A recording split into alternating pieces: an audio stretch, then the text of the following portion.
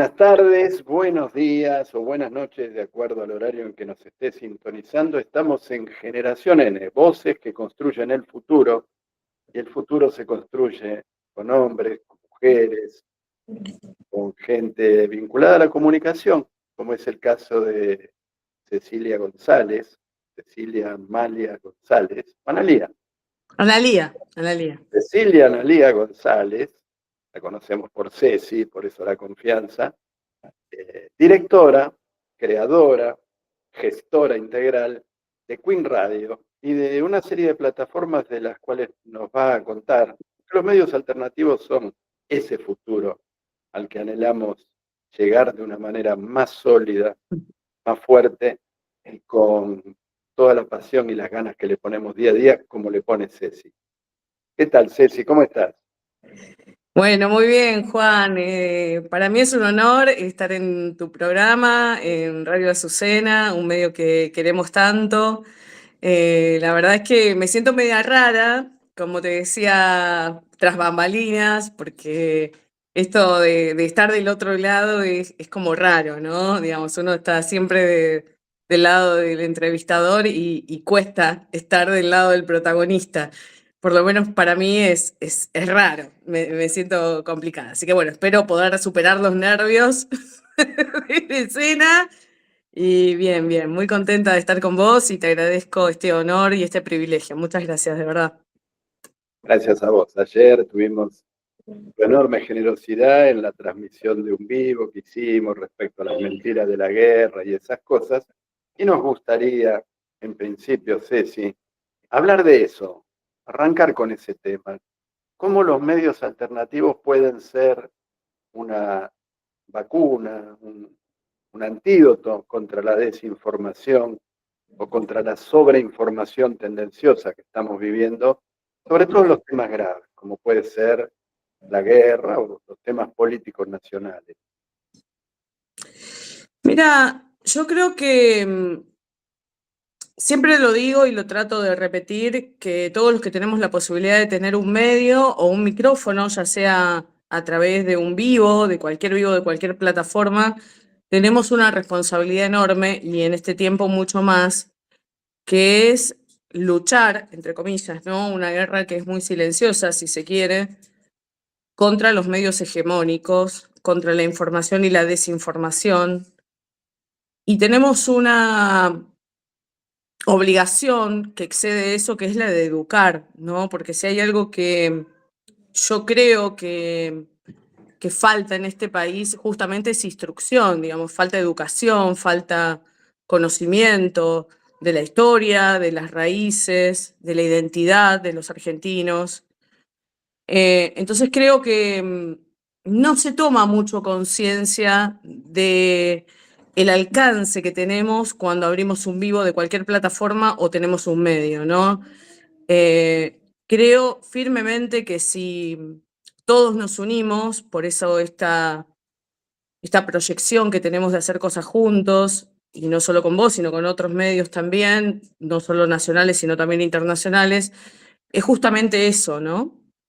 El poder tender puentes en la historia verdadera, en los hechos reales que suceden, porque bueno, está tergiversada la realidad. Entonces, estos medios se encargan de tergiversar, de ver algo que es terrible en justificar absolutamente todo, ¿no? Con mentiras. Entonces creo que es una obligación y un deber de todos los que tenemos esta posibilidad hacer eso. Yo creo que el fin no es cambiarle la cabeza a nadie.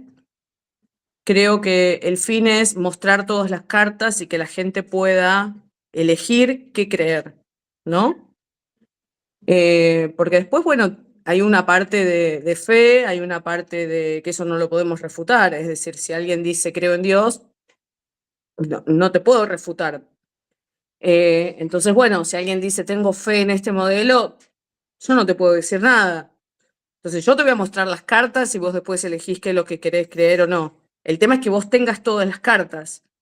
Y el hecho de completar la baraja tiene que ver con todos nosotros, todos los que tenemos la posibilidad de comunicar, Y por eso el logo de mi radio dice, el mayor poder es comunicarnos, ¿no? Sin duda alguna, el mayor poder es comunicarnos. Si no nos comunicamos, si no nos informamos, si no nos educamos, corremos con desventaja en este mundo, ¿no? En este mundo que está tan copado por mentiras y por poderes y por dinero, por sobre todas las cosas. El tema de la verdad o la falta de verdad se potencia, tanto para un lado como para el otro, con la aparición de las redes sociales, ¿no? Y sobre todo con la capilaridad que han tomado las redes sociales, que prácticamente atraviesan todos los estratos sociales, culturales, económicos, etarios. Hoy un chiquito de 4 años ya está en una red social, si los padres lo dejan, y un señor o una señora de 90 años también están en las redes sociales, pueden emitir sus opiniones, conocer opiniones de amigos y también opiniones que no son de amigos. Y además aparece ahora la inteligencia artificial haciendo que muchas cosas que podrían no ser ciertas tengan todo el aspecto de ciertas, que sean indistinguibles en relación a lo que es verdad o lo que no es verdad, construido desde dispositivos relativamente sencillos de manejar, de usar y de producir. En ese contexto, ¿cómo ves nuestro trabajo diario, ¿no? De estar, entre comillas, compitiendo o compartiendo un entorno en el cual muchas de las cosas que se dicen son claramente falsas, pero que no hay herramientas, o la mayoría, o por lo menos gran parte de la población, no tiene herramientas para distinguir lo que sí y lo que no? Yo creo que es un contexto dificilísimo. Es muy, muy, muy difícil. Y algo que vos decís de la inteligencia artificial es terrible porque hay un punto en el que ya ni siquiera sabés qué es lo que estás viendo. Es decir, dudás de lo propio que ves, dudás de lo que escuchás. Yo creo que falta muy, pero muy poco si ya no llegamos al punto de no poder distinguir qué es real y qué no lo es, porque los procesadores de voz, las imágenes, los programas son cada vez más avanzados. Entonces es muy difícil a veces desmentir algo que se ve, que se escucha, que tiene la misma voz de la persona que lo dice, que tiene la misma imagen. Entonces es muy difícil, pero bueno, yo creo que es una tarea ardua y que no hay que bajar los brazos y que la única forma de pelear con eso es seguir. Seguir y seguir y seguir y seguir y seguir. Y aunque sea como la tortuga, pasito a pasito, pero siempre persistiendo. Como todo, creo que como todo, ¿no? Digamos, ese es un laburo de mantenerse, de tratar de mantenerse, de no bajar los brazos, de decir, bueno, esto es lo que es. Vuelvo a repetir, después creo que queda mucho en la responsabilidad de quien recibe la información, investigar y ver, es decir, pero por lo menos mostrar y completar, como te decía al inicio, completar la baraja. Después, obviamente, depende de cada uno quedarse con lo que... Yo no subestimo a la gente, porque te dicen, a mí me llenaron la cabeza, a mí me adoctrinaron, La verdad es que yo creo que no es así. Es decir, que no hay que subestimar. Hay que dejar que la gente piense. Yo te doy la herramienta, después por ahí vos creés y vas para donde vos quieras, pero yo te doy la herramienta, yo te digo, mira, esto está pasando. Después depende de vos seguir investigando, seguir viendo, seguir buscando información, ver los antecedentes de la persona que te está dando información, porque eso es muy importante, ¿no? Digamos, si tiene o no contactos, con qué poder lo tiene, es decir, con su historial, es decir, para ver la credibilidad. Pero no hay hoy en día a veces eso es con lo que uno juega, ¿no? No hay esa responsabilidad también de quien recibe la información de decir, a ver, voy a investigar a ver si lo que estoy viendo es real. si la persona que me lo está diciendo realmente es objetiva. No, estamos en una época difícil porque esto que vos decís se suma al facilismo, a esta cuestión de tomo lo que me dan, de paso rápido, de todo lo hago ya, de la inmediatez, de la ley del menor esfuerzo, porque lo tengo todo ahí servido, porque no tengo... Nosotros antes, cuando teníamos que investigar algo, íbamos a una biblioteca y nos comíamos horas leyendo, viendo una cosa, otra, un autor, otro. Hoy en día tenés todo a mano. Y todo es inmediato y todo es ya y no requiere prácticamente esfuerzo, más que el tiempito que le pones para escuchar determinada cosa. Entonces, estamos en una era que se complica mucho el tema de la información, pero creo que el perseverar, la perseverancia es la clave de todo y decir, desde el lado de comunicador, creo que el decir hice todo lo que pude, es lo que nos tiene que dejar tranquilos, ¿no? Yo sé lo que hago, sé con el compromiso que lo hago y eso me deja en paz. Después, del otro lado, es muy difícil manejar las reacciones de la gente, ¿no? Digamos, creo que uno tiene que quedarse tranquilo con su trabajo, es la clave.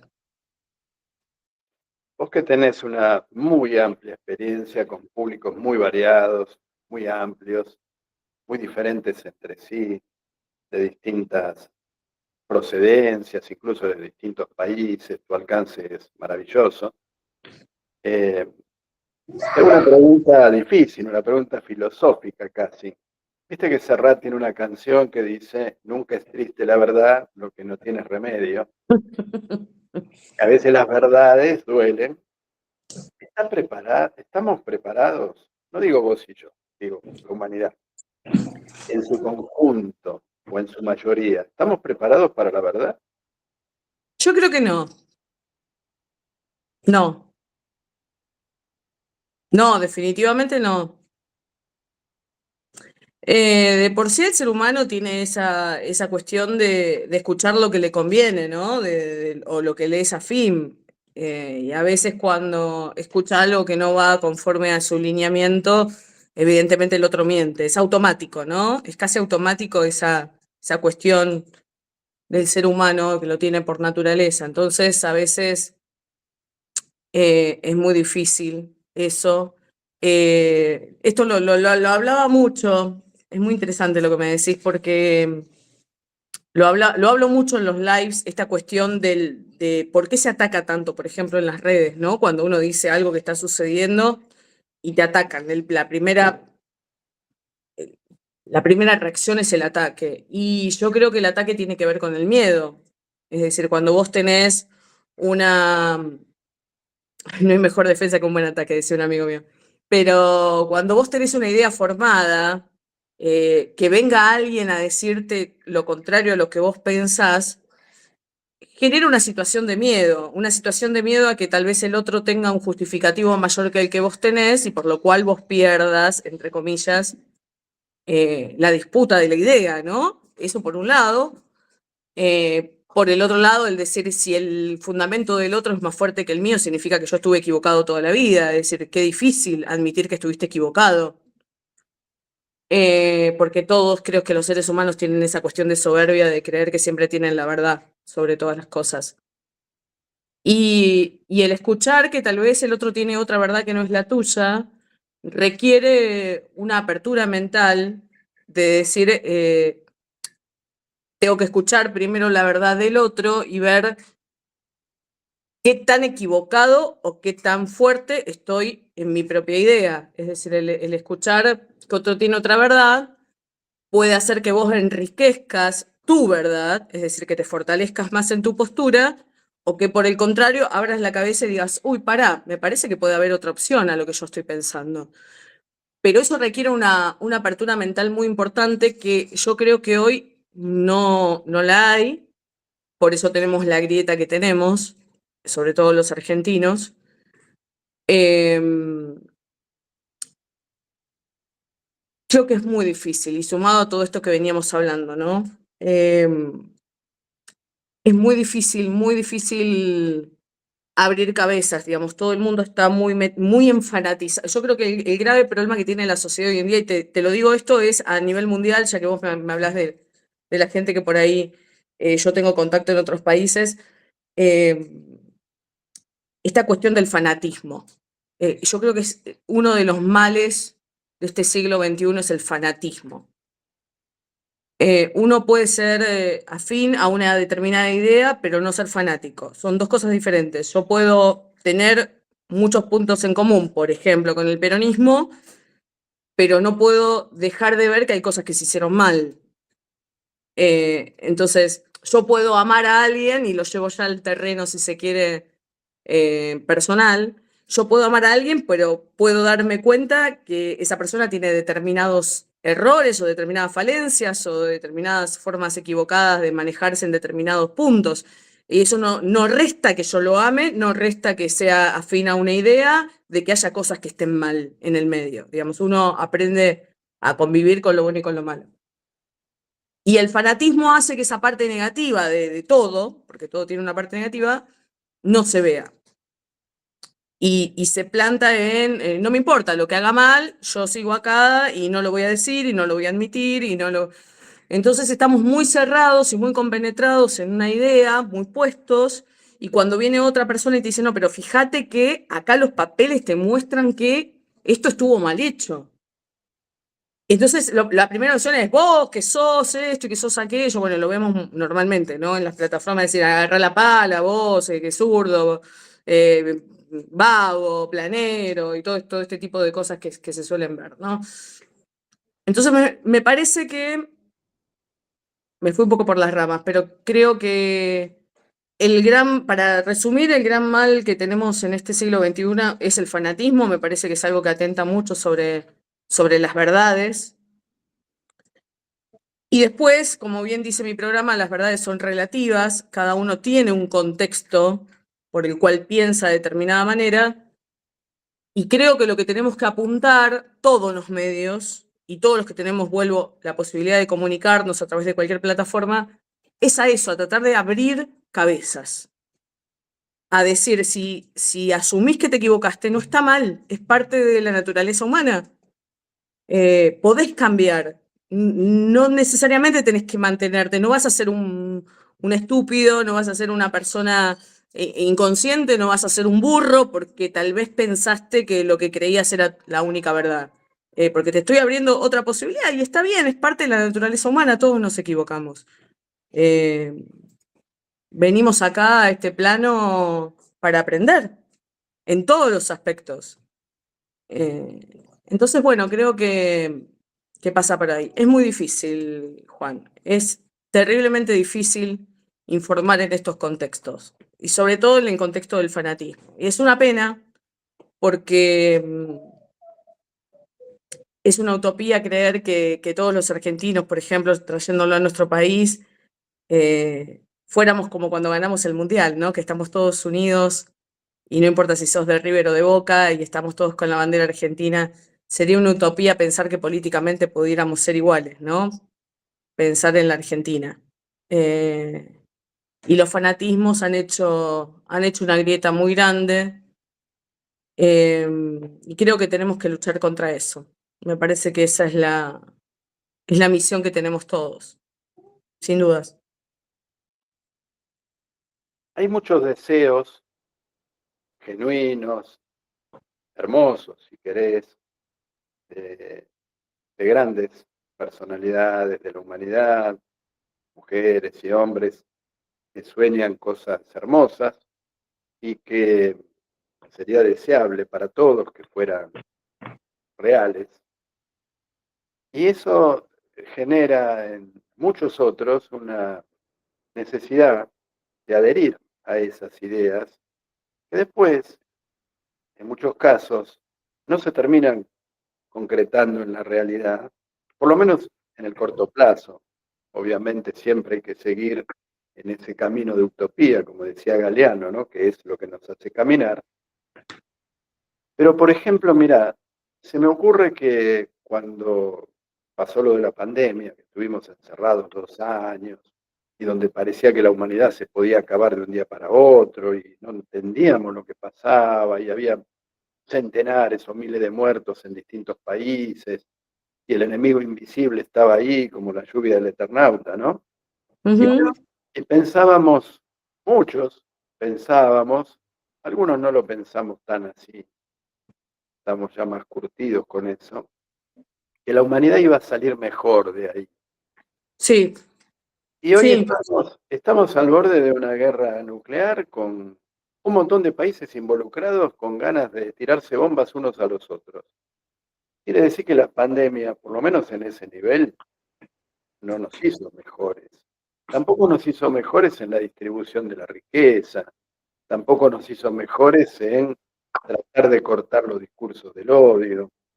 Entonces, esas grandes utopías y esas grandes ideas que muchas veces no son cuestionadas en su momento por temor a veces de algunos de decir, bueno, no voy a parecer negativo o cómo voy a estar en contra de una idea tan maravillosa, también hacen que esa verdad a la que tenemos que tratar de ir nos podría ahorrar muchos problemas y quizás prevenir cosas como esto que estamos hablando, ¿no?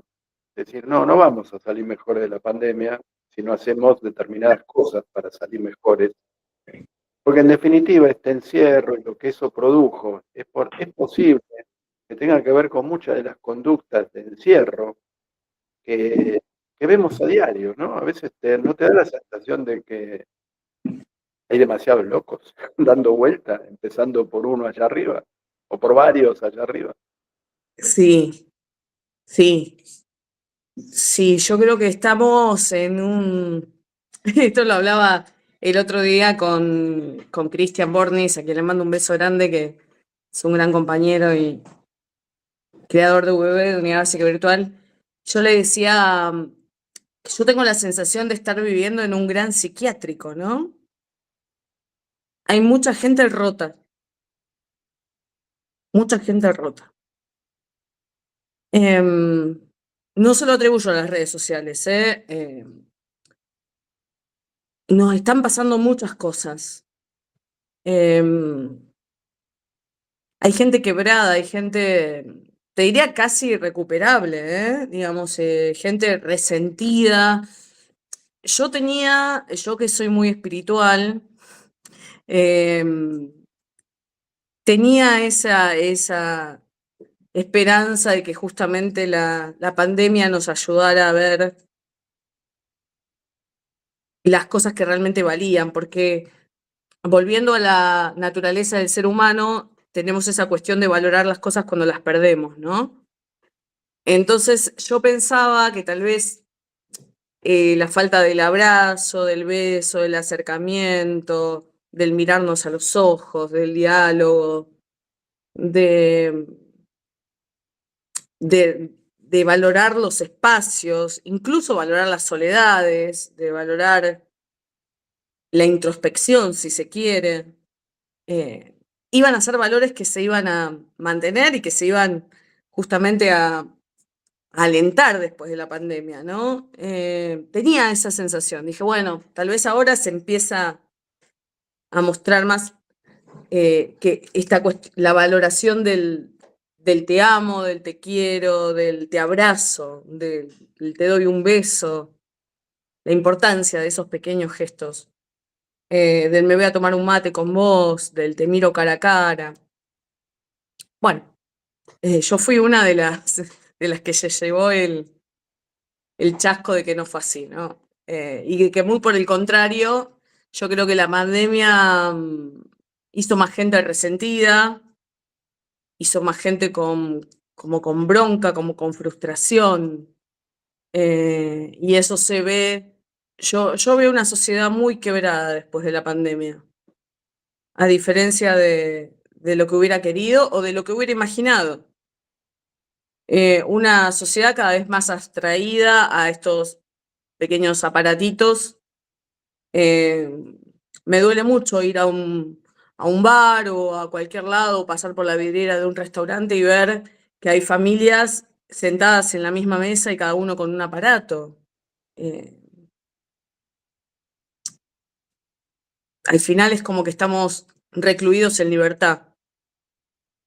Y eso duele porque complica los vínculos. Digamos, yo soy mucho de los vínculos. A mí me encanta relacionarme con la gente. Me encanta el contacto, me encanta que en mi casa haya amigos, me encanta tomar un mate con una amiga, me encanta eso. El contacto con el otro es maravilloso, es enriquecedor.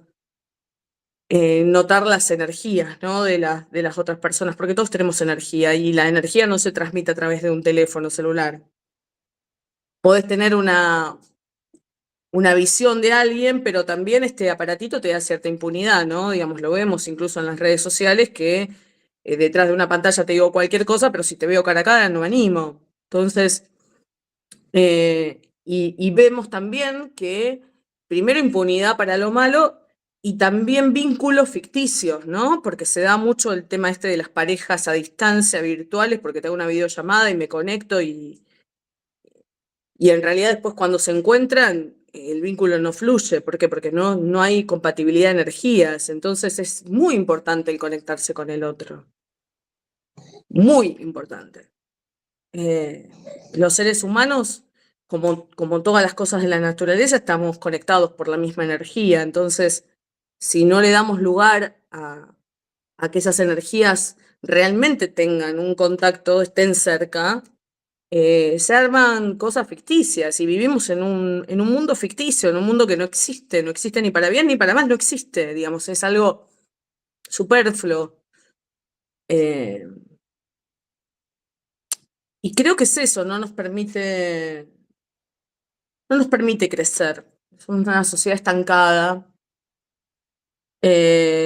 Incluso creo que hemos retrocedido un montón en la comunicación. Más allá de que paradójicamente tenemos mucho más medios, hemos retrocedido, porque no hay comunicación. Hay gente que habla cualquier pavada, que dice cualquier pavada, que hace cualquier pavada y que tiene éxito.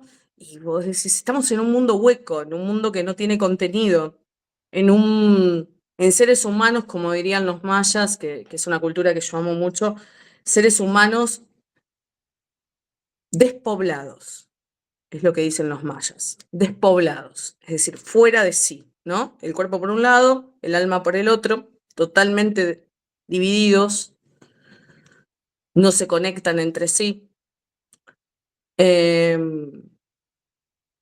Sí, la pandemia podría haber sido una gran oportunidad.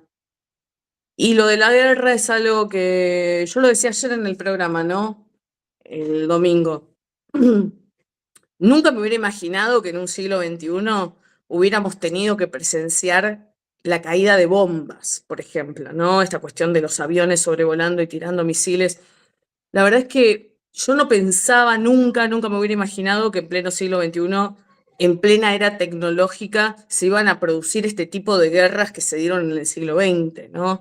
Digamos, uno piensa por ahí que las guerras podrían ser más sutiles, tal vez, qué sé yo, con hackeos, con intercambios de información, esa guerra psicológica, si se quiere, ¿no? Esa guerra cognitiva, que de hecho ya se venía dando. Pero uno pensaba que el campo de batalla iba a ser ese, iba a ser lo cognitivo. Y nos vemos con la materialización como pleno siglo XVIII, XIX de guerras. Sí, yo nunca lo hubiera imaginado, la verdad es que nunca lo hubiera imaginado y la destrucción del ser humano contra el ser humano es algo que no se puede creer. No se puede creer. Digamos, creo que parece una película, ¿no? Tengo esa sensación de algo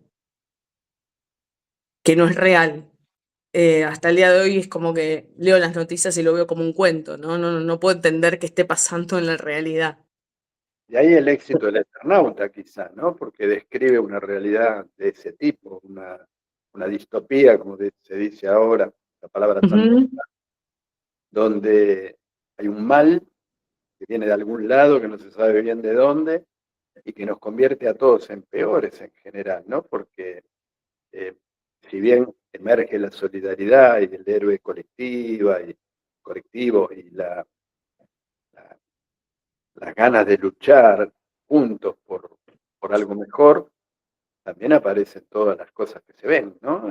Sí. Las miserabilidades humanas, las miserias, bueno, todo lo que el que no vio el Eternauta no sigamos porque le estamos arruinando. No, pero permitime ver que si bien yo lucho por ese héroe colectivo, de hecho lo hago, tratando de unir fuerzas con otros compañeros o con otros medios, como en tu caso,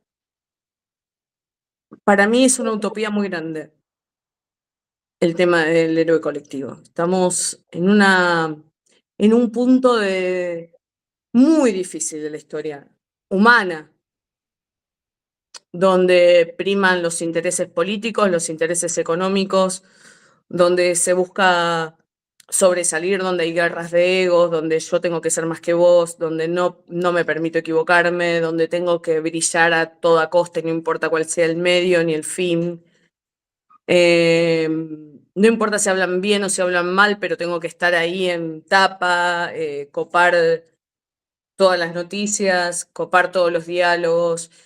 Estamos mal, estamos rotos, era lo que te decía, ¿no? Hace un ratito, es decir, estamos quebrados, no, hemos perdido el eje de por qué estamos, de cuál es nuestro fin como seres humanos, estamos despoblados, y si bien hay un pequeño sector humano que se da cuenta de esta situación, que dice, no, vamos a colaborar como somos nosotros, en buena hora que estemos nosotros, ¿no? En buena hora que haya gente que crea que el héroe es colectivo, que crea que la humanidad se salva si vamos todos juntos hacia un mismo fin. En buena hora, porque como diría la Madre Teresa de Calcuta, ¿no? Somos un granito en la arena, pero ¿qué sería la playa sin ese granito de arena? Entonces, en buena hora que estemos y que hagamos, pero tengo cierta desesperanza en eso. Estamos muy contaminados. Estamos muy contaminados. Es una sociedad muy contaminada. Vos ves Ojalá me equivoque como me equivoqué en la pandemia. Tal vez ahora me equivoco para bien, ¿no? ojalá. Vos ves que la salida es más desde la transformación personal y desde ahí a lo colectivo. Bueno, yo creo que todas las transformaciones son personales, sin duda alguna. Si no nos transformamos en forma personal, es muy difícil que podamos encajar con otro, ¿no? Digamos, son caminos de la evolución personal. Primero, el conocernos, el autoconocimiento, la autodependencia, como diría Jorge Bucay en un libro maravilloso que se llama El Camino de la Felicidad. Y desde el autoconocimiento, la autovaloración, la autodependencia, de ahí, ya cuando estamos asentados en nosotros mismos, la relación con el otro. Si nosotros no sabemos de qué somos capaces, cuál es nuestro fin en esta tierra, qué es lo que valemos como seres humanos, no podemos relacionarnos sanamente con otra persona, y mucho menos crear proyectos con otros. Porque vamos, como te decía yo, vamos despoblados, ¿no? Vamos sin saber a qué venimos, ni por qué estamos, ni cuál es nuestra misión en esta tierra, ni por qué hago lo que hago, ni para qué lo hago. Y entonces simplemente voy como, ¿qué es lo que está pasando, no? Digamos, vemos grandes poderes económicos y grandes poderes políticos arreando a la gente como si fuera ganado. ¿Por qué? Porque esa gente no sabe para qué está. No sabe qué misión cumple, qué lugar cumple en la sociedad. Todos tenemos una misión en esta tierra, todos tenemos una misión en la sociedad, y cada uno debe ser consciente de eso. Si no somos conscientes, simplemente somos ganados, somos gente que se arríe así, que escuchamos lo que dicen, que repetimos. Hay muchos repetidores serial, son repetidores seriales. Nadie se pone a mirar realmente si lo que está repitiendo es fidedigno o no. Repito porque es lo que escucho. Repito.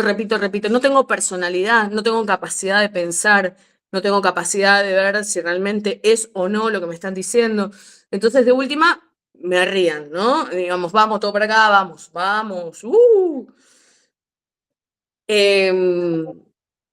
Entonces, creo que el primer paso, sin duda alguna, es saber quiénes somos, saber por qué estamos, saber cuál es nuestra misión, valorarnos y en base a ahí crear un vínculo sano con otras personas. Si yo no supiera que mi fin en este mundo es la comunicación, si no supiera que es mi pasión, si no supiera que es el lugar a donde mejor me siento, es imposible que yo me relacione con otra gente que tenga mi misma afinidad. O me equivoco y me voy para otro camino que no es, o simplemente no puedo dar lo mejor de mí y permito que me manejen como quieran.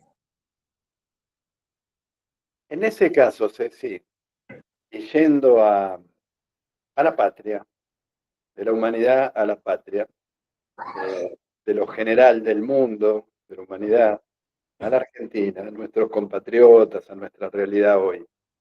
Vos mencionaste a un gran amigo, un querido compañero, Cristian Bornis, que tuvo la genial idea de generar algo que de algún modo para un sector de la Argentina, un sector grande de la Argentina, aquellos que se consideran peronistas, o que son, no que se consideran, sino que son peronistas, o se identifican con las ideas de la justicia social, empezaban a extrañar. Es la famosa unidad básica. La unidad básica que era el lugar de encuentro, el lugar de charla, de contacto, de romance, de solidaridad, de llevar a los chicos a un apoyo escolar, de ir a buscar una bolsa de comida si estabas en una emergencia, o llevar una bolsa de comida para aquel que la necesitaba o necesita. Unidad básica. Y en una época de virtualidad, generar una unidad básica virtual, siendo que la mayoría de las unidades básicas se han cerrado, o por lo menos han dejado de tener las misiones que tenían antes. Obviamente, enormes excepciones y maravillosas excepciones, pero en general es un área que quedó como despoblada, como decís vos. Se despoblan las unidades virtuales, las unidades básicas, y esta unidad básica virtual, con todas las dificultades que lleva a hacer una tarea de esa naturaleza gigantesca, dantesca, merece la pena ser apoyada, ¿no? Y por eso supongo que vos la apoyás, como nosotros apoyamos esa iniciativa, y la tratamos de perfeccionar con nuestro modesto aporte día a día, ¿no? ¿Cómo te relacionaste vos y cómo te estás relacionando con ese colectivo tan ruidoso, variado, heterogéneo, que es la unidad básica virtual? Bueno, en principio creo que Cristian fue un visionario, ¿no? Porque fue el primero en crear un grupo de gente que militara a través de las redes, digamos. Nosotros habíamos tenido en ese momento, o tuvimos en este país, mejor dicho, dos experiencias virtuales. Digamos, primero nos pusieron un presidente por Twitter y después por TikTok. Es decir, ¿por qué? Porque en realidad se militó en esos espacios mucho más que los medios convencionales, que era que es justamente lo que está sucediendo con la comunicación, ¿no? La comunicación viró aquellos que comenzamos en los medios tradicionales, en la radio que simplemente era radio, con la que se jugaba con la magia de un micrófono, de una voz, a ahora tener que, digamos, pasamos por muchas etapas, pero ahora tener que emitir a través de un streaming y ese streaming pasarlo a multiplataforma, es decir, todas las cosas fueron cambiando, ¿no? Digamos, todo lo que tenía que ver con las redes y con la comunicación fue cambiando y uno ha tenido que ir adaptándose a las diferentes etapas. Entonces creo que una etapa muy importante es esto de pasar de la territorialidad a el campo virtual. Y sin duda alguna, con este avance de la tecnología, fue que ya no era el diario de papel, ya no era el canal de televisión, ya era, me siento a mirar un rato de TikTok, a scrollear en Twitter, a ver Facebook para ver qué propuesta política tengo, ¿no? Y eso fue lo que llegó. Entonces, Cristian viene a dar batalla en ese ámbito que, por lo menos desde el espacio peronista, si se quiere, estaba totalmente vacío. Vio la oportunidad maravillosa de generar ese acuerdo y de tomar esa masa que estaba en contra de lo que estaba sucediendo y crea Unidad Básica Virtual. Un visionario, un espacio maravilloso, pero porque, y lo voy a citar a David que dice, somos, como dice David, somos insoportablemente transversales.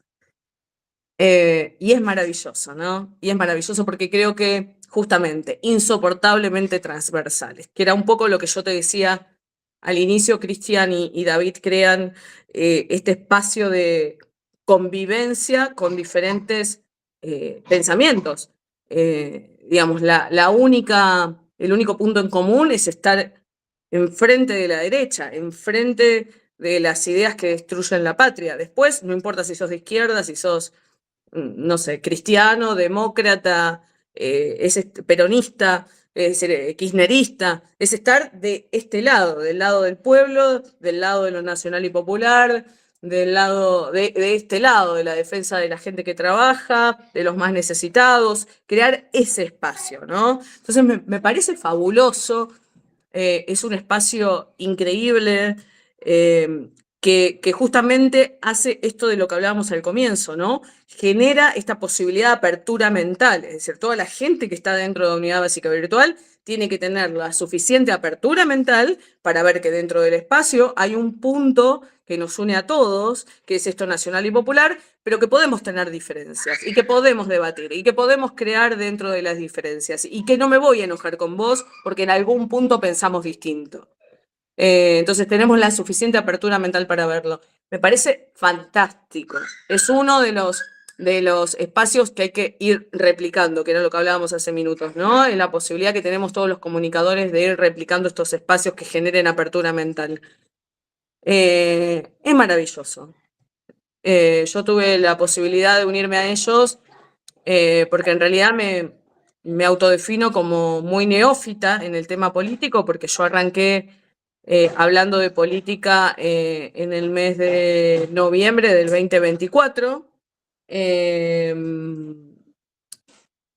Yo hasta ese momento siempre estuve en los medios, pero incluso profesionalmente yo soy contadora pública y me ha tocado trabajar con gobiernos, de hecho como asesora, pero nunca milité en política, es decir, nunca me metí partidariamente, no voy a decir política porque política hacemos todos.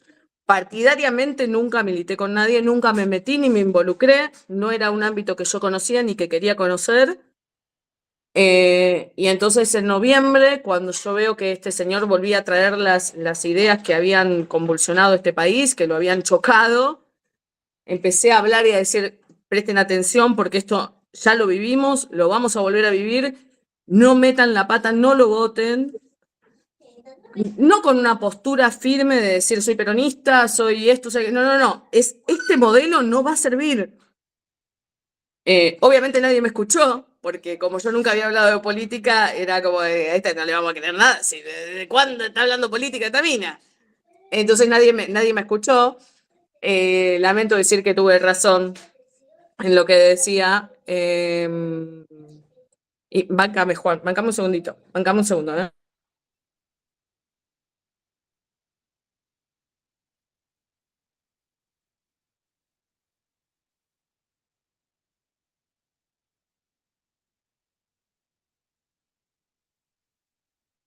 Perdón, Juan. Perdón. Contamos a la audiencia que sos mamá y que, además de comunicadora, como mamá, estás a cargo de una criatura hermosa que hay que cuidar. Así que no vamos a hacer un corte de esta parte por una cuestión porque es más lindo que haya pasado y que se vea cómo es el trabajo de una comunicación alternativa, ¿no? El pulpo manotas, ¿viste? Estoy acá ya con la mente acá ya escuchando 25 ojos y 40 oídos. Bueno, te decía, creo que me perdí. Decías que no, bueno, que la pegaste con lo que pasó, lamentablemente la pegaste. Eso, la pegué, te decía. Bueno, entonces, yo conozco a Cristian, digamos, empiezo a participar de los vivos de TikTok, una plataforma que para mí era bastante desconocida. Yo hasta ese momento, te estoy hablando de noviembre del 2024, no la conocía. Empezamos a hacer algunos vivos, yo me metí en los vivos de Unidad Básica Virtual, Cristian me vio, yo comentaba más bien parcial, digamos, con mucha objetividad y mucha neutralidad lo que tenía que ver con temas económicos por mi profesión. Y bueno, me invitó a formar parte de Unidad Básica Virtual. Yo venía de un largo letargo por una cuestión personal muy, muy dura, que me tocó vivir durante 4 años, muy difícil. Tuve que salir de los medios, no me podía exponer, no podía llevar a cabo lo que es mi pasión, que es la comunicación. Y bueno, decidí en ese momento retomar el tema de los medios. Me ofertaron un espacio en Villa Gesell, donde vivo, en una radio en Atlántica FM de Guillermo Andrada, que lo quiero un montón, le mando un beso ya que estamos. Me ofreció la posibilidad de hacer un programa, el que yo quisiera, por mi experiencia en los medios, por 2 horas, y a mí se me ocurrió la idea de complementar lo que era Unidad Básica Virtual, darle esa pata en los medios que estaba haciendo falta, ¿no? Digamos, porque la comunicación era por TikTok, era por los lives. Y me pareció que Unidad Básica virtual tenía que estar en una radio, tenía que estar. Y tenía que hacerse conocer ya más masivamente en otros medios. Y le propuse a Cristian hacer la voz de UBB, que fue un programa súper exitoso y que yo le agradezco enormemente porque aprendí un montón de un equipo fabuloso de gente que estuvo conmigo en esa edición. Y bueno, cuando Unidad Básica Virtual tuvo su ciclo, porque todos los programas tienen un ciclo, surgió Verdades Relativas, pero nosotros seguimos en contacto y bueno, y el destino quiso que digamos, seguimos en veredas paralelas, no es que estábamos enfrentados, sino paralelos, trabajando, y el destino quiso que esas paralelas volvieran a juntarse. Y bueno, es que ahora Queen tiene mucha coproducción con Unidad Básica Virtual en la mayoría de sus producciones. Así que realmente es maravilloso el trabajo que hace Cristian. No es nada sencillo manejar gente que, como digo, tiene un montón de ideas, si bien un eje común, un montón de ideas que incluso en algunos puntos son enfrentados, y es incansable su laburo. Aparte, bueno, ahora ya también se han extendido a territorio, tienen comedores, ayudan a gente con huertas, hacen cursos, bueno, en el caso tuyo, que haces cursos sobre inteligencia artificial y tantas cosas. Entonces es como un gran árbol que va extendiendo sus ramas cada vez más lejos, y ojalá hubiera muchos más Cristian Bornis. Creo que sin duda alguna la Argentina sería mucho mejor, sin dudas. No te quepa duda, no te quepa duda. Te aclaro que el nombre Verdades Relativas me parece fabuloso. Teníamos que haber empezado por ahí, pero me parece hermoso por esto que venimos hablando, porque, a ver, pensamos cuando salió Internet, allá por los 90, a la luz pública, digamos, Internet comercial, ya existe de muchísimo tiempo atrás, de origen militar. Arrancó como origen militar, después pasó por lo científico militar, y terminó siendo comercial en los años 90, 95, exactamente en Argentina, 93, allá el WWW en el año 93 en el mundo. Y ahí el mundo tuvo los seres humanos que conocimos, esas tecnologías y el potencial, la ilusión de que también venía a democratizar la comunicación y venía a democratizar el comercio y venía a democratizar un montón de cosas, cosa que no sucedió tan así como utópicamente creíamos, igual que la pandemia. Después vino el tema de las redes sociales. Nuevamente pensamos que las redes sociales podían resultar de alguna manera una democratización de los medios de comunicación, y sucedió también a medias, no tanto como pudo haber sido cómo podrá ser, si podemos lograr cambiar eso. Y ahora la inteligencia artificial, de nuevo, para algunos con mucho miedo, para otros tecnofanáticos pensando que va a resolver infinidad de cuestiones. Pero lo cierto es que la inteligencia artificial también se está usando en las áreas militares para perfeccionar el aniquilamiento del enemigo y no solo la defensa, que estaría bien hasta cierto punto, sino la defensa preventiva, ¿no? Saber cómo va a actuar determinado adversario para poder saber su trayectoria y eventualmente eliminarlo, lo cual nos pone en un grado de perversidad, no de la tecnología, que es una herramienta, sino del que usa la tecnología.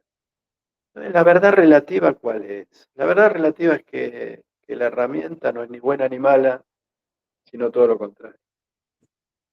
O sea, que lo importante es la transformación personal, asumiendo las verdades siempre como relativas. Mirá el nombre que le pusiste a tu programa y lo que se puede desprender de ahí, ¿no? Bueno, mirá, cuántas cosas para decir de verdades relativas, de por qué surge ese nombre, ¿no? Yo tenía un programa en Buenos Aires que fueron 5 largas temporadas, que se llamó Visión Bienestar.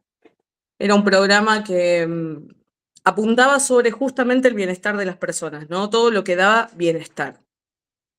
Entonces teníamos un bloque de música, porque creíamos que la música, sin duda alguna, tiene un poder sanador. Música de verdad, aclaro. Después, si querés, hablamos de eso. Hablábamos de terapias holísticas, de terapias alternativas. Teníamos gente que desarrollaba Reiki, tarot, todo ese tipo de cosas alternativas, ¿no? Y no hablábamos específicamente, yo siempre, nunca, por eso también nunca hablé de política, porque no creo en las divisiones de los seres humanos, ¿no? Digamos, todo lo que genera división. Entonces, mi papá siempre decía que nunca hablaras, él me decía, nunca hables de política, ni de fútbol, ni de religión, ni de automovilismo, porque son 4 cosas que dividen y que seguramente te van a generar problemas. Entonces, nunca hables de esos temas, me decía mi papá. Y bueno, verdades relativas. Visión Bienestar era eso, ¿no? Era un programa que no se hablaban esos temas, digamos, sí se trataban, pero quiero decir, no se hablaban con el ánimo de creer que una cosa era mejor que la otra, ¿no? Digamos, se abría el panorama. Después de la experiencia de unidad básica virtual, se me ocurrió armar verdades relativas porque surge en realidad como una fusión entre aquel Visión Bienestar y la voz de UBB, ¿no? La parte política. Y uno dice, ¿cómo puedes hacer para unir 2 cosas tan antagónicas, ¿no? O a la vista antagónicas? Y tenían una cosa en común, que ambas tenían verdades relativas.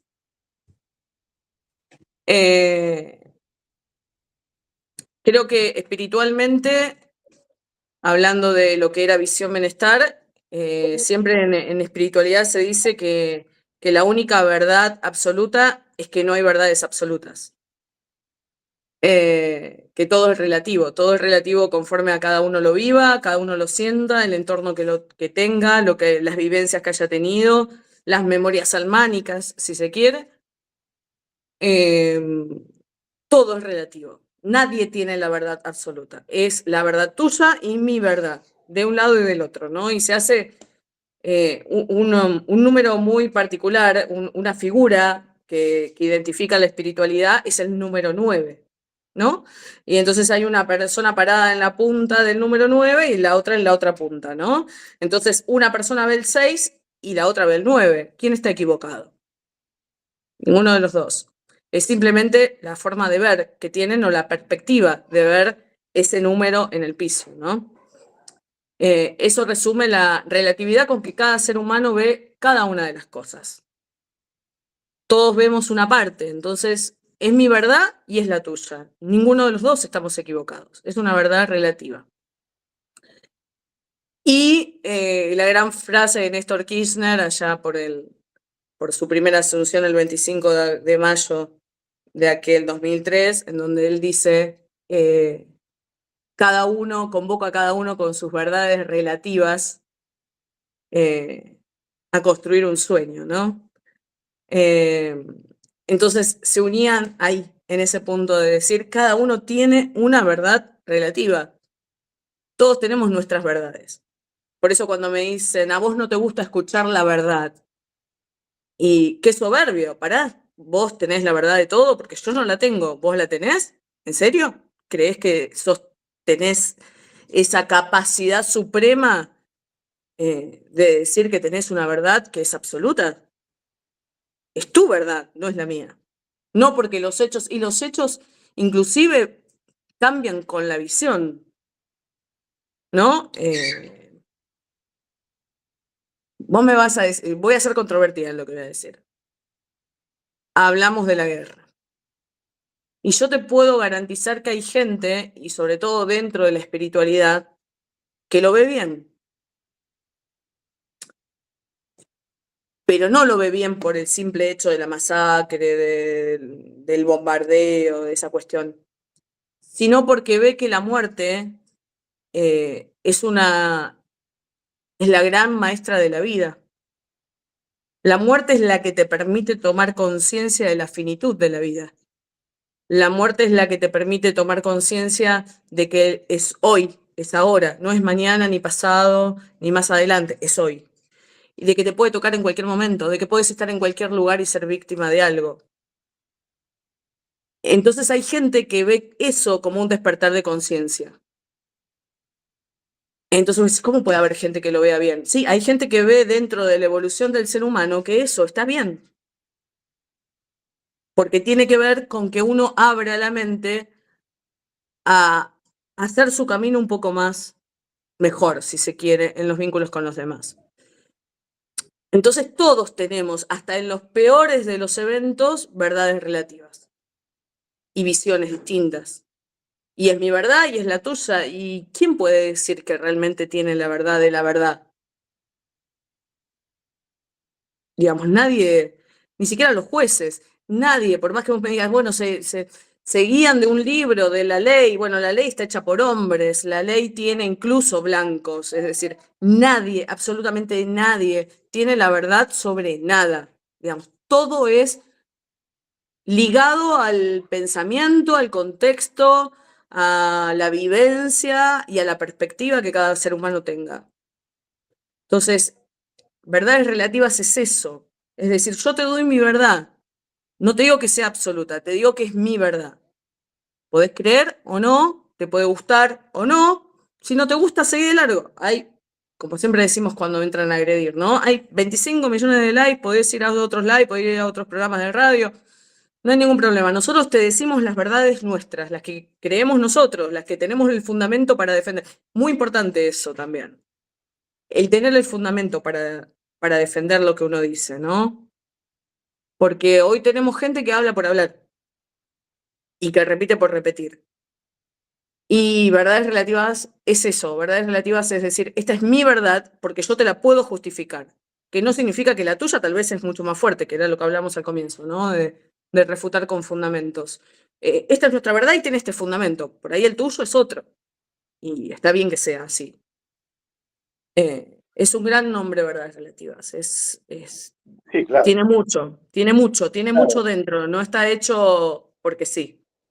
Además, el marco desde el cual vos planteas tu verdad, es genuino, podés hablar de una verdad absoluta dentro de ese marco, que no significa que sea una verdad absoluta fuera de ese marco, porque hay otros marcos.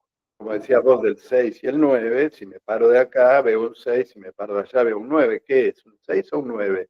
Y depende de dónde te pares. Pero en realidad no es ni un 6 ni un 9, es ambos. Con lo cual Exacto. hay una tercera posición. Y en el caso actual del mundo, tenemos un cambio conceptual que se está dando en la geopolítica, que tiene que ver con visiones que no son las que estamos acostumbrados, los que estábamos acostumbrados, de ver el mundo desde una óptica que nos tocó y que nos invaden con información de un sector, en este caso Estados Unidos, Inglaterra, digamos la angloesfera occidental, y dejando de lado lo que puede ser la espiritualidad de la India, la cultura de Rusia, la cultura china ancestral, maravillosa, la de algunos países del Medio Oriente también que tienen, digamos, una cosmovisión distinta, la de los pueblos originarios de América Latina, que también tienen una cosmovisión. Mirá si hay marcos y referencias desde donde mirar la verdad. Y la realidad es que convivimos en un mundo donde todo eso existe simultáneamente. Y todos tenemos verdades relativas de acuerdo a nuestro marco.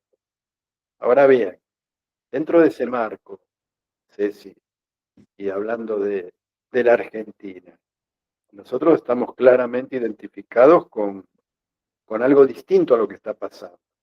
Creemos que lo que está pasando a nivel del gobierno está más que mal. Están despedazando la patria, entregándola en pedazos, entregando los recursos naturales, yendo hacia un nivel de odio y de destrato de la población inadmisible. No se le dan remedios a los enfermos, se cortan los accesos de alimentos a los comedores, se recorta la educación. Ahí es muy difícil no pensar en una verdad absoluta. ¿De qué lado estar? ¿Qué pasa cuando vemos eso? Vos sabés que a mí me duele la Argentina en ese punto. Me duele mucho porque creo que estamos yendo hacia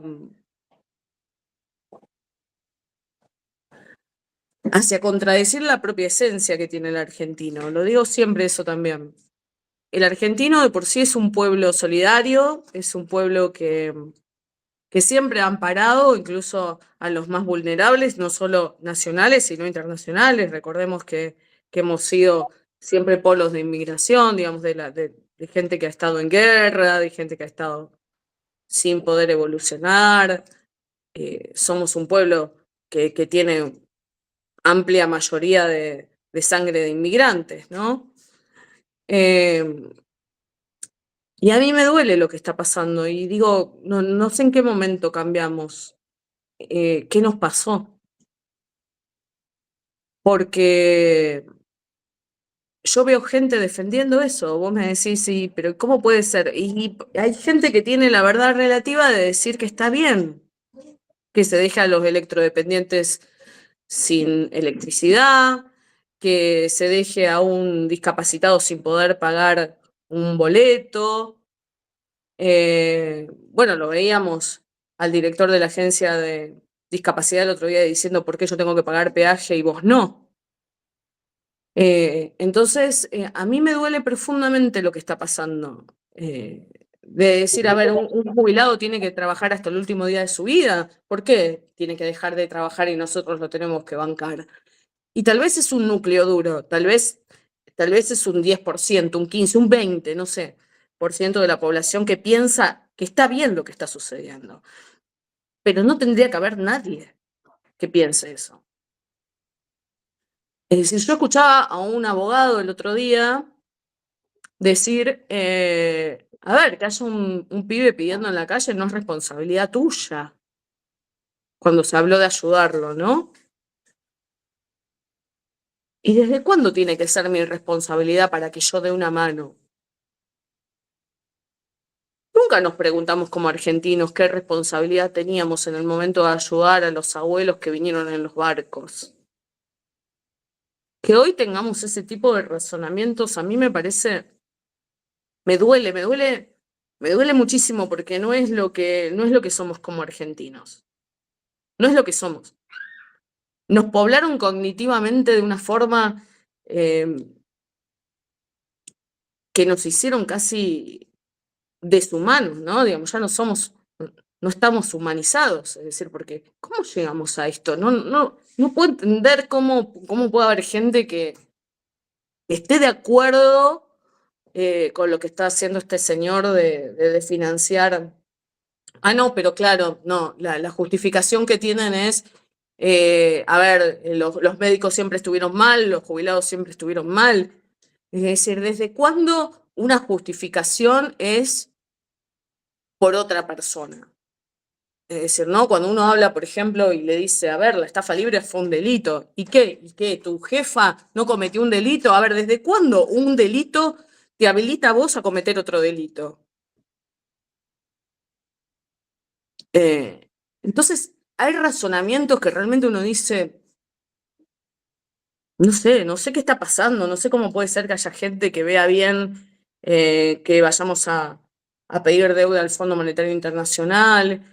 No sé cómo hay, digamos, no podemos basar el futuro en lo mal que hizo el pasado. Es decir, hay que mirar para adelante. A ver, ¿qué tenemos con esto? ¿Vamos a mejorarlo? No lo vamos a empeorar. No vamos a justificar que hoy no se está haciendo nada porque antes tampoco se hizo nada. Hacelo ahora. Si no se hizo, hacelo. Y no sé cómo llegamos a esto. A mí me emociona mucho ver que no les importa el hambre de la gente, no les importa los comedores, no les importa la educación, no les importa los profesionales, no les importa que los profesionales estén yendo del país porque acá no cobran y van a buscar otras oportunidades. ¿Cómo puede ser que un país esté dejando ir eh, el mayor capital que tiene una nación, que es la intelectualidad, los científicos, los profesionales? ¿Cómo puede ser que un profesional como un médico esté ganando 800.000 pesos y un diputado, un senador esté ganando 9 palos? Y ya no me voy del tema político, ¿no? Del tema partidario. Me voy al hecho de que, ¿cómo puede ser que un país no le dé oportunidades a los profesionales? A gente que salga cualquier. Me guardo el adjetivo, ¿no? A decir, yo no te, encima te tengo que pagar tu sueño. Flaca, te está curando. Es decir, ¿de qué sueño me estás hablando? Un médico es su trabajo, es su vida, dedicaron su vida a su profesión. No es un sueño, no le estás pagando un sueño, le estás pagando porque te está curando, porque te está abriendo el pecho y te está sacando el corazón y te está poniendo otro. Le estás pagando por eso, no le estás pagando por su sueño. Ah, bueno, si no te conviene la profesión, elegí otra. Entonces, claro, nos quedamos sin médicos, sin abogados, sin contadores, sin escribanos, sin nada, porque total, le pagás un sueño. Entonces, gente totalmente discapacitada, pero discapacitada discapacitada emocionalmente para, para opinar sobre. Yo no sé cómo llegamos a esto, la verdad es que no sé, lamentablemente el futuro no es muy promisorio, Juan. Yo fui me tocó ser profesora de matemáticas el año pasado con chicos de 13, 14 años, y vos le preguntás qué querés ser cuando sea grande y te dicen, las chicas te dicen voy a estar en OnlyFans y los chicos te dicen quiero ser TikToker.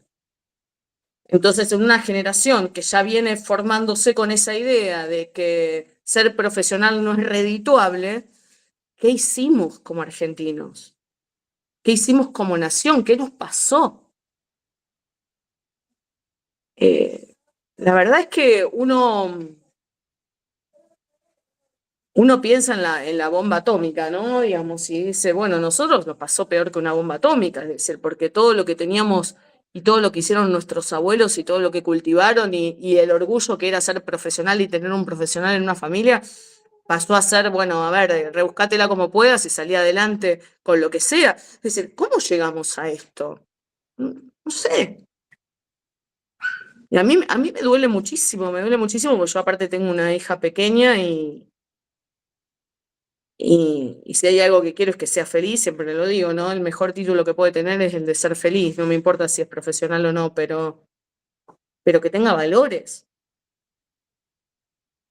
¿no? Que sepa lo que es ayudar al otro, que sepa lo que es ver la necesidad de una criatura que no come. que no tiene ropa, que no puede ir a la escuela porque los padres no le pueden pagar un colegio como corresponde, que vea eso. No sé hasta a dónde hemos llegado al no te metas, al no es tu responsabilidad, entonces quédate en tu lugar, quédate en tu quintita.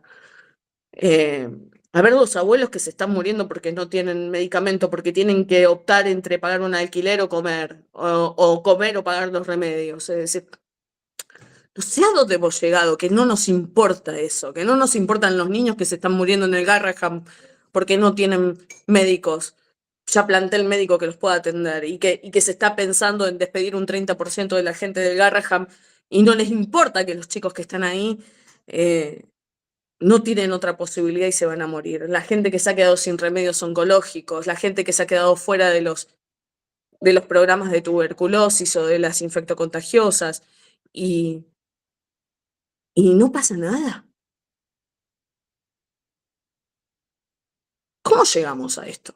Lo que decía Cristian, ¿no? ¿Cuál es el límite? ¿Hasta cuándo? ¿Sabes qué pasa, Ceci? Que los límites los tenemos que marcar nosotros mismos, ¿no? Yo creo que Tenemos que ser militantes de esa verdad absoluta dentro del marco de la humanidad, sabiendo que hay verdades relativas en lo secundario, las contradicciones secundarias, esas son secundarias, pero las principales no. O sea, dejar sin comida a una persona que la necesita es criminal. Y ahí esa tiene que ser una verdad absoluta. Si estamos de un lado en la política, estamos de un lado, ese lado es el de la justicia. Y la justicia no admite en estos casos, en estos extremos, no admite mucha discusión.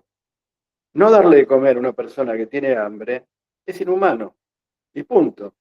Y nosotros hemos elegido, nosotros digo la sociedad argentina, ha elegido un gobierno inhumano que está empezando a avanzar sobre los derechos de cada uno, incluso de los que lo votaron, no solo los derechos, sino cuestiones elementales. Y esto, tarde o temprano, va a producir un tremendo quiebre, en el cual creo que nuestra responsabilidad es tratar de conducir ese proceso de manera pacífica. Porque el escarmiento sobre esta gente va a ser descomunal y terrible. ¿Cuándo? No lo sé. Todos pensamos, va a durar un mes, va a durar 2 meses, va a durar un año, va a durar 2, no sabemos. Pero que va a explotar por el aire. Está claro, no se puede vivir de esta manera festejando la desigualdad, festejando la crueldad, festejando, porque hay gente que festeja que le quiten el trabajo a otro. Yo ¿sí? entiendo, y ahí están las verdades que son relativas, entiendo que una persona que cobra un sueldo en el Estado y no asiste a trabajar, un ñoqui, es condenable, bien. Ahora, echar 800 personas de una dependencia pública que no son ñoquis, porque claramente la dependencia funciona, y a partir de esos despidos deja de funcionar, y entonces tenemos problemas con el servicio meteorológico, tenemos problemas con los servicios básicos, con la salud, con la educación. Eso es destruir un país. Y ahí no hay verdades relativas en ese caso, en el marco de, si estamos de este lado, ahora somos unos perversos que queremos destruir todo porque tenemos algún problema mental, bueno, estarás del otro lado, ¿no? Y será tu verdad absoluta decir, esto es lo que hay que hacer. Nadie puede oponerse a racionalizar los recursos de un Estado. Lo que el propio presidente, el jefe de Estado, diga, vengo a destruir el Estado, soy el topo que viene a destruir el Estado, debió haber producido automáticamente una salida automática del 100% de la población a decir, andate porque no te elegimos para destruir al Estado. En todo caso, te elegimos para mejorarlo. Pero bueno. Claro, para optimizarlo, que es lo que siempre decimos, ¿no? Es decir, bueno, a ver, había desvíos de fondos en los comedores, había desvío de fondos en las universidades, había desvío de fondos en los organismos públicos, en la obra pública. Bueno, perfecto, pero no la cortes, auditala mejor, hacelo más efectivo el proceso, pero no lo cortes. No le cortes los suministros a la gente, a los comedores que hace 1000 años, que están en funcionamiento, que ayudan a un montón de gente, que está probado que están ahí. No cortes las rutas que unen pueblos, no cortes la comunicación, como pasó el año pasado en el sur por el corte de Radio Nacional, que la gente no sabía en el sur qué rutas estaban cortadas, qué rutas no estaban cortadas, si se podía acceder, si no se podía acceder. Es decir, estamos haciendo un desastre. Entonces, no, pero era necesario hacer esto para que el día de mañana, no, pero ahora todo va a mejorar. Con estos cortes, ya después todo se va a acomodar. Bueno, si vos seguís creyendo que todo se va a acomodar después de esto, es lo que hablábamos, ¿no? Es una cuestión de fe que yo no voy a poder refutar, pero bueno, es una cuestión de fe. Pero realmente creo que y te dicen, y bueno, pero él dijo que el proceso iba a ser duro de la salida. Y bueno, y este es el proceso duro. Sí, lo que pasa es que yo realmente veo que ya pasaron 2 años y lo único que veo es destrucción. No veo ni siquiera un visto de decir, bueno, esto va encaminándose a algo mejor. Veo destrucción, destrucción, destrucción, destrucción, a donde tocas hay agua, digo, ¿no? Donde tocas hay hundido. Es decir, decime una cosa que esté mejorando. Una cosa, no, la inflación está al 1%, pero flaco, tenemos una recesión que nadie está comprando nada, que la gente come de casualidad. Tampoco es cierto el número de inflación que da. No, tampoco es cierto, ya sabemos que está mal calculado, ya sabemos que los parámetros no son los correctos, que forman parte del índice cosas que no tendrían que estar, como el teléfono fijo, por ejemplo, que ya no existe. Pero bueno, ponele que vos creas que ese número es exacto, pero también ve que a ver, si vos vas al supermercado, te están haciendo ofertas en el supermercado porque no están vendiendo las cosas y te las están bajando porque no las venden, y entonces te las venden a un precio regalado para que por lo menos haga sacar los stocks que ya tenían. Es decir, no creas en los... Y tampoco es cierto, porque vos vas al supermercado, que es lo que le decía el otro día a alguien en un live, le decía, a ver, vos vas al supermercado, porque yo compraba una leche en el mes de enero 800 pesos y hoy la pago 2.300, entonces, y es la realidad, vos me vas a decir que subió un 1%. Entonces, basta con ir al supermercado para refutar ese número, basta con ir al supermercado. Si vos pagabas lo mismo la nafta, la luz, el gas, no, eso va por otro lado. Mira qué maravilla. Eso se sinceró porque vivíamos en una mentira. Bueno, la verdad es que como siempre decimos las mujeres, ¿no? Mentime que me gusta, porque la verdad es que mentime que me gusta.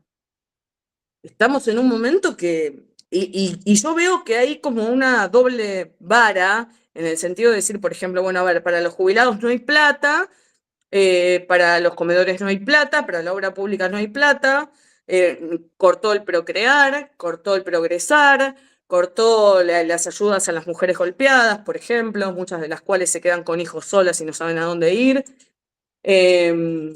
Cortó el registro de los electrodependientes, cortó un montón de cosas, pero por el otro lado, ahora tenemos subsidio a la gente israelí. Entonces vos decís, ¿a dónde? ¿Cómo? Para algunas cosas hay plata, para otras cosas no hay plata. Para la CIDE hay un montón de gastos reservados que nadie sabe dónde va ese dinero.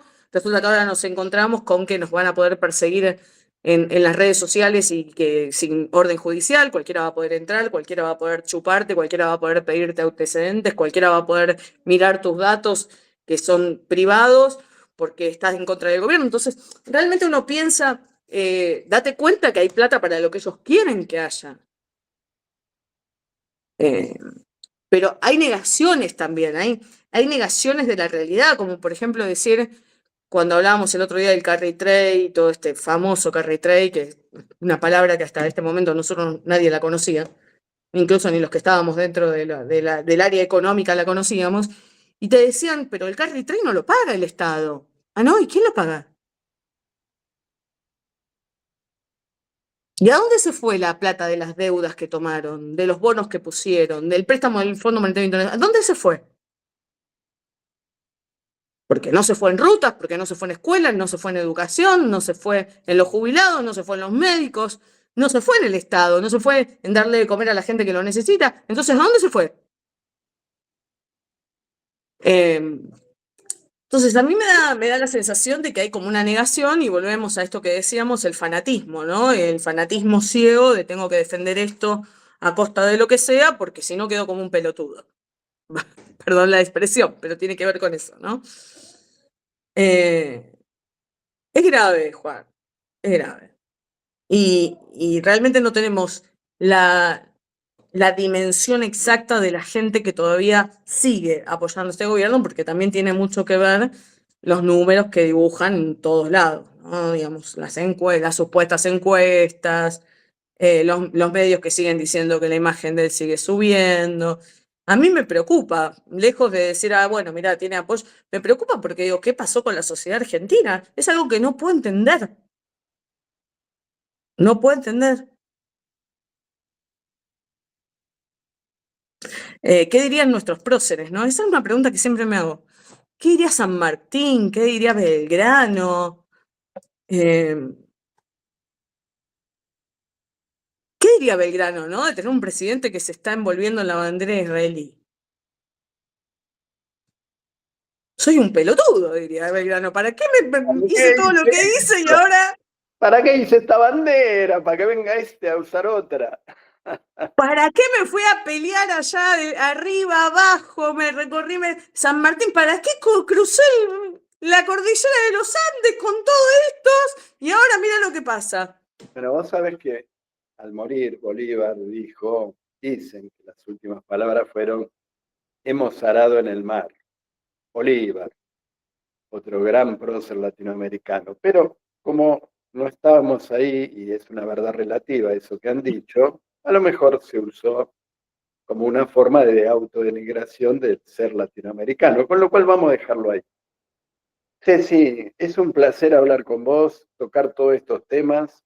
Es la primera de una serie de charlas que vamos a hacer y así abiertas y completas, tocando muchos temas en base a tu experiencia y por supuesto le vamos a ir contando a la audiencia a medida que vayan surgiendo actividades como la de ayer, lo que vamos a ir haciendo juntos en lo territorial, en lo mediático, en lo formativo, junto con Unidad Básica Virtual, con David, con Cristian, con Pablo, Paola, cientos de compañeros que están trabajando por una patria mejor, como es tu caso.